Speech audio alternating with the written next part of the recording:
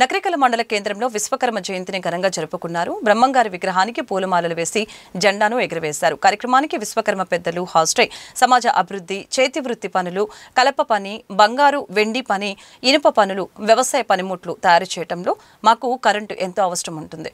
గతంలో చేనేత కార్మికులకు 200 యూనిట్లు ఉచితంగా కరెంటు ఇచ్చినట్లు మాకు కూడా 100 యూనిట్లు ఉచితంగా ఏర్పాటు చేయాలని కోరారు.